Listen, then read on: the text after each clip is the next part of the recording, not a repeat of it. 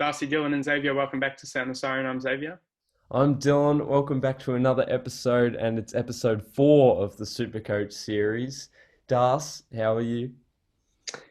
Not good. Once again, not good. Not a good season for me. Not a good start.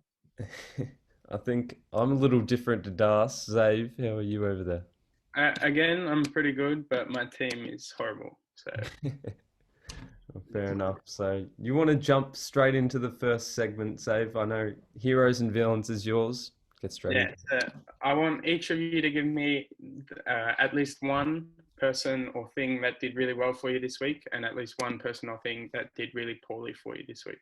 We'll start with you, Dylan. Okay, so I'll go with the villains first because I have more than one. So, the first one is Caleb Daniel.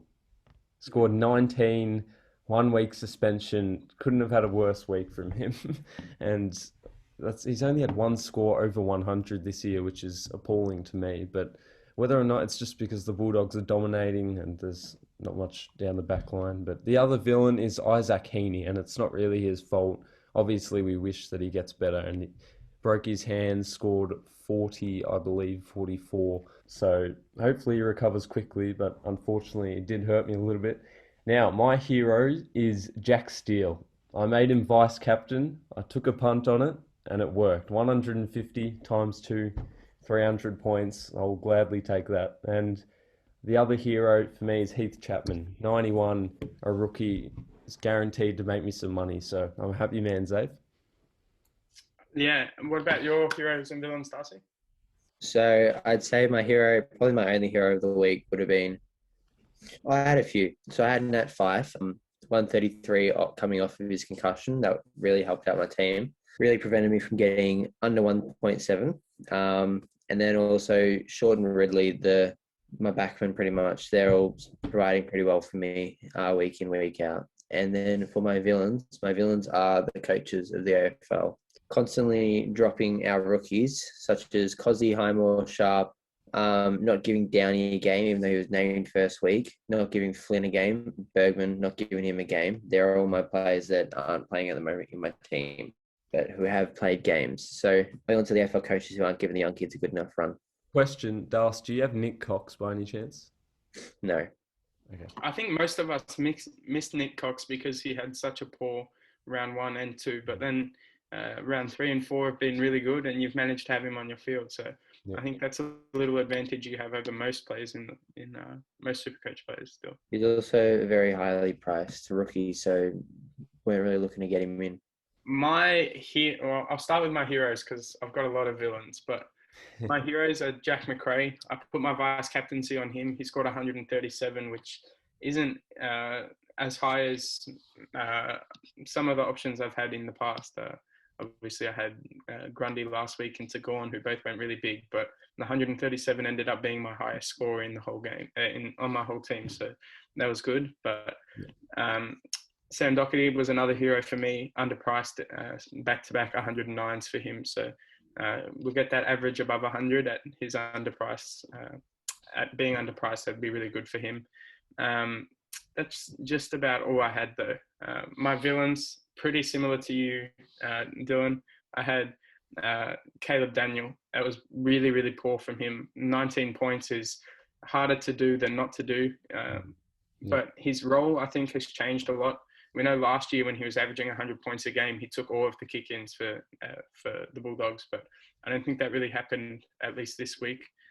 Only 19. His average is down to 72. He's dropped 50k, and on top of that, he's been suspended for a week. So just about the worst possible week for Caleb Daniel, and it's really bad for any team that has him. Another villain I had, again, Isaac Heaney. Despite it not being his fault, he only scored 44, was on my field. Both of these players, all of my opponents didn't have, so that's not good. And then the other one was the rolling lockout. In the end, it cost me having a 0 on field. So I had Kaczynski on field as my D6, and it cost me a 0. So it's not good at all. I had Highmore and Nick Murray on the bench who both didn't play, but I could have made a trade if I had have known that he wasn't going to play to get another defender in. But instead, I had to have a 0. And I know something that Das is heavily against, and I think we all are, is the rolling lockout. Yeah, I've been against that I haven't been previously, but over the last couple of weeks, it's really cost me. And I think it probably cost me like 40 points this week, cost me a lot of points last week. So it's been really bad. I've got a question for you boys. Do you trade Caleb Daniel? I think that's a really hard one because if he was still 550k, it'd be so much easier to get him to someone that you want in your team. I've only got about $600 left in my salary cap after my trades last week. So if I traded Daniel, I can't get into any of like Short. I can't get into Stewart or anyone else that you really think could be top 6. So I'd need to make another trade to get rid of him. So, but with the 16 and the changed role, I think you might have to get rid of him, but I can't do it. So it's difficult. From a perspective of a non-Caleb Daniel owner, I would say hold. At least last year and the year before, I know I had him in my final teams. He eventually came good and was scoring well. I feel like he probably should return back to that scoring potential. And once he does, everyone who has traded him out will need to try trading back in. So that's 2 trades blown, particularly at a time where there are a lot more important things going on, such as Heaney or Butter's injuries. So yeah, I'd say he's a hold unless you've got 25 trades available and no injuries in your team. I am a little bit different. So after this week, I don't think I'll need any trades for a little bit. I'm happy with my team, content with it. But what I've done, and I can still reverse it, I traded out Isaac Heaney and Caleb Daniel to CJ and Jaden Shaw. Well, I think that's not a horrible trade if you don't think you're going to use trades in the future and you think both of them can be top 6 in their respective positions. I think it's going to end up being good for you being able to trade out 2 for 2. But for me, I've already used 6 trades. I'm going to have to use more in the future, and I need to trade out Heaney this week. So being 8 trades down after round 4 isn't good for me. So I don't think I can do it, but we'll see. That's why I've said after this week, I'll be conservative with them. I've got 22 left, but I'm pretty happy with my team at the moment. My back line is now Lloyd, Laird, Short, Jaith, Clark, Chapman, which I'm pretty happy with. And then I moved Cox to the forward line, and I've still got James Rowan Field, who scored 67, which isn't terrible for him. Even though he was on about 8 at half time, so it's lucky he got going. True, but he's bound to make money, and I think that's all I have him there for, really. So my trade last week was quite interesting. We know Dylan just said he was happy with Rowe's performance, and one of Darcy's heroes of the week was Nat Fife, and I happened to trade both of them out this week. Nat Fife one was a little bit of an interesting one. I wasn't sure if he was going to be top 8. I thought he probably would be, but I wasn't sure. And then I wasn't sure if he was going to play this week. I know some people were reporting that he could be out at least last week and this week. So, but I managed to trade in Ridley, who scored 124, a little bit less than 5. And I traded in Chad Warner, who scored 86. So the people I traded in performed really well, but unfortunately the people I traded out performed just as well, if not better. Yeah, and just quickly, hearing news lately of Lachie Neale continuing to be injured and he's still stuck in my team. I think at this point it's too late to get rid of him. Yeah. But I honestly reckon I'd prefer if Brisbane gave him a week or 2 off, so he'd be better, and then he comes back scoring his 130s, 140s, rather than continued 90s, if that makes sense. Well, I did say this on yesterday's episode, and Lachie Neale himself said that he's not playing his best footy. He recognised that, and he's saying that he's coming to terms with playing his best footy. So that's definitely a positive, and if you're optimistic, then you should probably keep him. I mean, he's very confident that he's going to return to form, and we know that his form is Brownlow medal status. So I don't know. And you've got him now, you may as well stick with him. And it's not like he's getting 40s or 19 like Caleb Daniel. He's still getting 80s. Yeah, he stuck with me in those hard years of my rubbish Supercoach. So I'm going to have to stick with him in his hard weeks of rubbish form. Yeah, I think from a Supercoach perspective, it might be the right decision to rest him a couple of weeks so that he can get bigger scores. But I don't think Brisbane can really afford to do it right now. They're 1-3 at the moment, and they could lose the next couple of games. So I don't think they can afford to rest their best player at this period of time. Now I'll quickly move to my little segment. It's the buy, sell, hold. So I'll let you know some buy, some sell, some hold, and I'll start with the buy and I'll get your opinions. So I've got buy first, Jarman Impey. I think similar to Jack Siebel, Jarman's running the back line alongside CJ. and he plays an important role which allows him to use the footy well. I think Not too that's late. an interesting one again because we know Impey started the season off really, really cheap. He's gone up 152k now, and he's up to 365,000. So I probably wouldn't be getting him in if the idea was to be gaining money. But if you think he can be a top 6 forward and be a keeper for the rest of the year, then definitely get him in. Still an affordable price though. Yeah. The next one, CJ, and as stated with MP, CJ's playing a major role and proving to be one of the bigger revelations this season. I think it's the same situation again. We know he's gone up a fair bit of price, 133k. He's up to almost 400,000. If you think he can be a top 6 defender, then definitely get him in, but don't be getting him in to make money. The next one I've got is Jack Bowes. And after another score above 100, he's certainly one to look into, especially because the ball may be down the back line a fair bit this week against the Bulldogs. I like the Bose move. It's a good point of difference, and he's scoring well so far. Yeah, he's scoring extremely well at an average of 115. He's now up to over 500k. He's had scores of 146, 114, 95, 107. So I think I agree with Darcy. He's a good point of difference and could win you a couple of games. Yeah, and I know at the start of the year, many people were hesitant to bring him in, but those who did have actually it's been beneficial for them. The final buy I've got is Jack Siebel, and I think he's a must-have, really. The captain running around on his own, picking up plenty of disposals, which is perfect for us super coaches. I'm probably going to sound like a broken record again, but at the start of the year, I didn't see him as a keeper.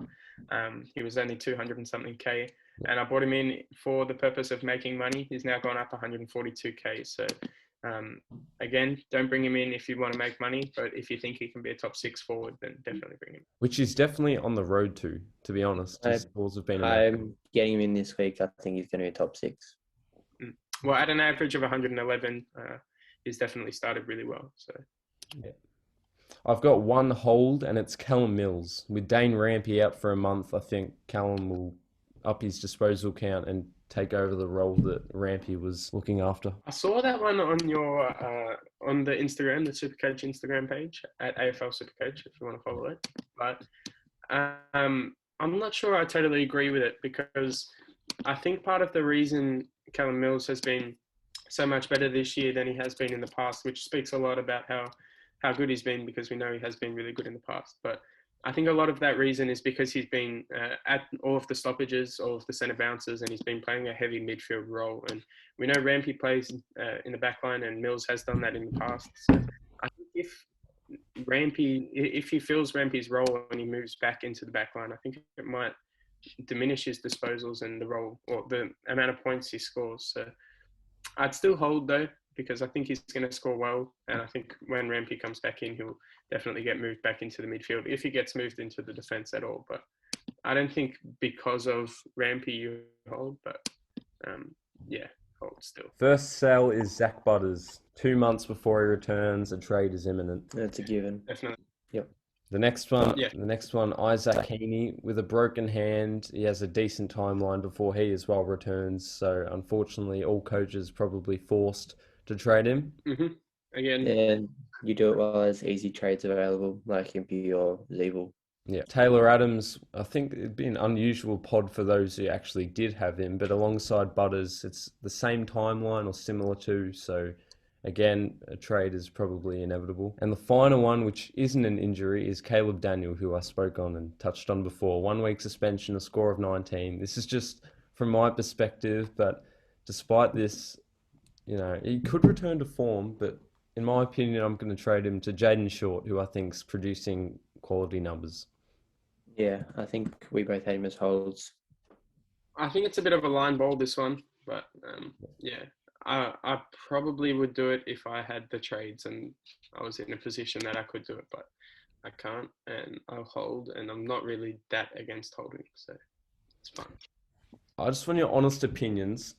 Do you think that me having 22 trades at this point after round 4 isn't ideal? It's not, as long as you've said you've got your team set up, as long as you not have 22 trades left and there's spot fires everywhere. Yeah. Like if you had 22 trades left and you've wasted like 3 of those trades, as in got in players who are rubbish, then you're in trouble. But other than that, you should be fine. I think it definitely depends. We know if, say, two of your players, touch on wood, but if two of them get injured next week, then you're going to have to use another 2 trades next week, and then you'll be down to 20 after just a couple of rounds. So I think that could be dangerous, but I think if you need the trades and if they're good trades, then you may as well do them. Now, how did you boys score this week? I managed to score 2,055 with 40 from Heaney and 19 from Caleb Daniel, which I'm not too mad with. I did not score well at all for the second time in a year, and I think outside of the bye rounds, I think it's the only time I've done it almost ever. I've scored under 2,000 again at 1,970, so really disappointing for me. My rank dropped as well, so not good at all. Yeah, that was a terrible round for me. Under the 1.8 mark, I got 1,797. That was, lowest of lows.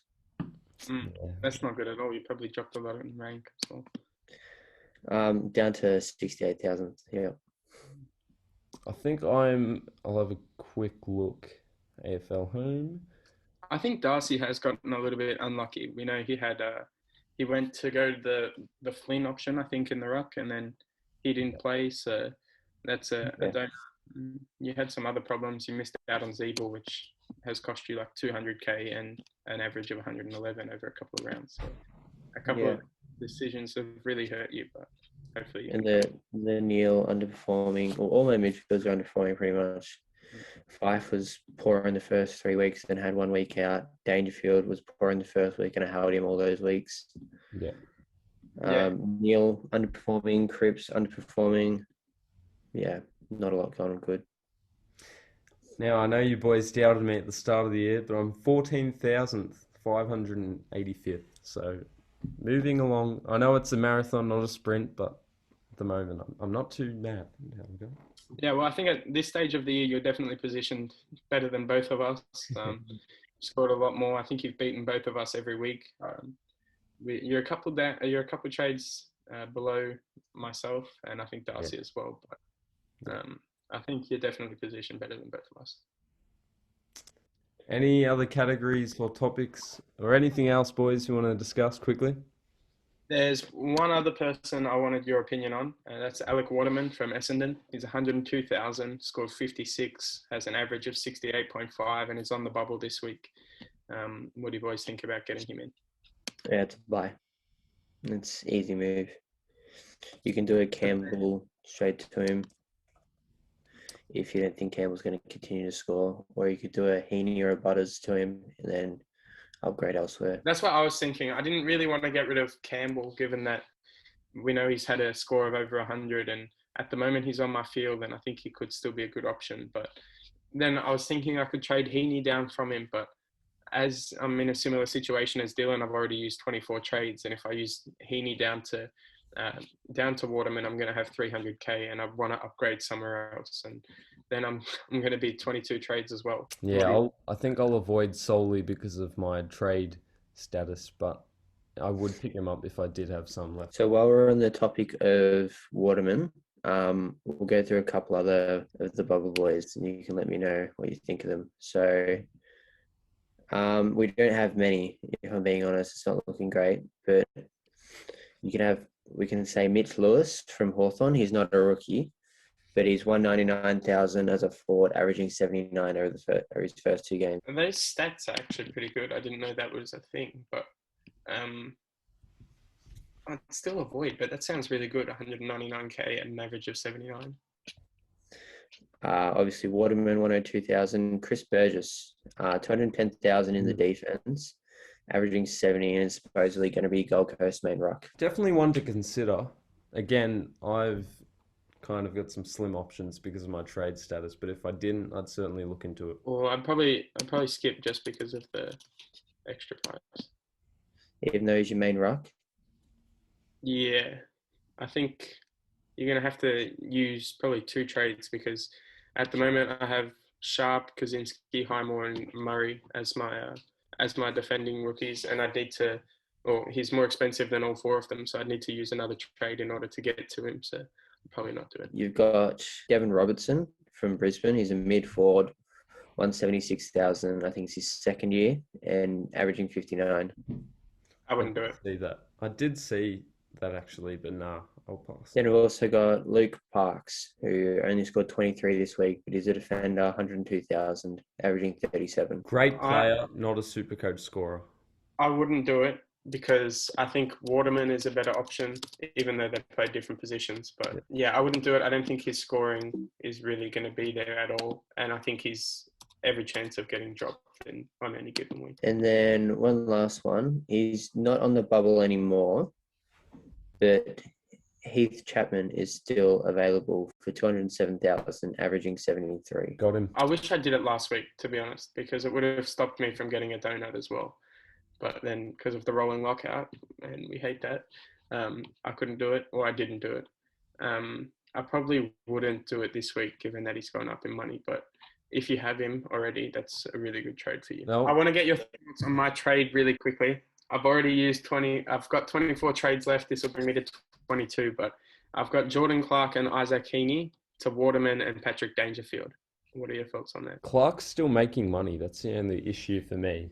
But if you think it'll work out, because obviously Dangerfield's a It's just that if I want to get to Dangerfield, I've got to I can't trade out like Kaczynski or Highmore or any one of the cheaper rookies. I have to have someone.